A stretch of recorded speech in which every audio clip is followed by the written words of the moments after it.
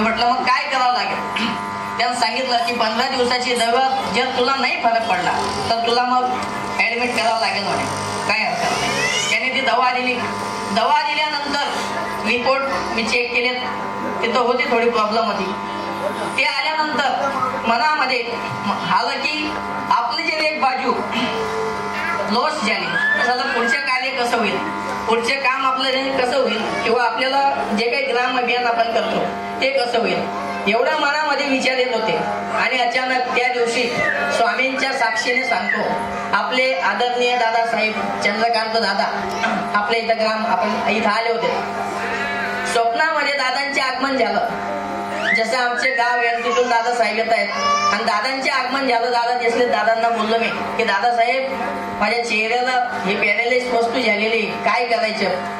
तर दादांनी पाहिल्यानंतर मला सांगितलं की आम्हाला खूप सेवेकऱ्यांच्या सर्वांकडे लक्ष द्यावं लागतं म्हणे. आणि नंतर माझ्या मनाला असं वाटलं की दादांनी मला इग्नोर तर नाही केलं, परंतु पुढे गेल्यानंतर वापस दादांनी माझ्याकडे आलेत आणि मला म्हणे हात दाखव. मी माझे दोघं हात दाखवलेत.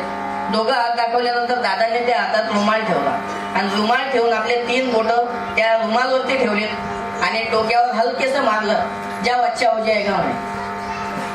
हे स्वप्नानंतर दुसऱ्या तिसऱ्या दिवशी त्या गोळ्या घेतल्या, डॉक्टरकडे गेलो.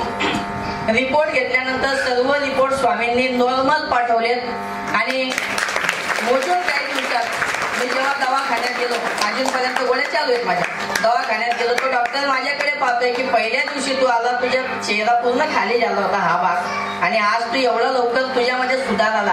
हा सुधार 3 महिन्यानंतर येतो म्हणे. तुझ्यामध्ये जो सुधार आलेला आहे हा 3 महिन्यानंतर येतो, पण तुला 3-4 दिवसात हे कसं काय झालं. तो डॉक्टरांनी मला सांगितलं की कुठे गेला होता का. सांगायचे अर्थ, जे कुणी स्वामींच्या सेवेत आहेत केसालाही धक्का स्वामी लागू देत नाही, अजिबात लागू देत.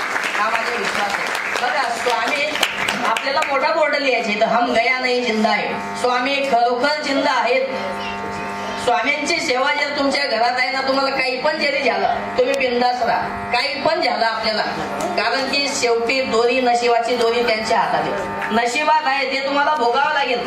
काही पण झालं तो वाडा येतो आपल्या समोर, पण त्याला कसं निपटवायचं ते स्वामी महाराज बघतात. म्हणून स्वामींवर पूर्ण श्रद्धा ठेवा. झालेले स्वामीची चरणी अर्पण. 2 शब्द आपले प्रतिनिधी सुनील भाऊ आहेत, ते आपल्याला काही ग्राम अभियान विषयी आणि बाळ संस्कार विषयी मार्गदर्शन करतील. सुनील भाऊ माझे या लवकर. आणि त्याच्यानंतर बाळ संस्कारचे आपले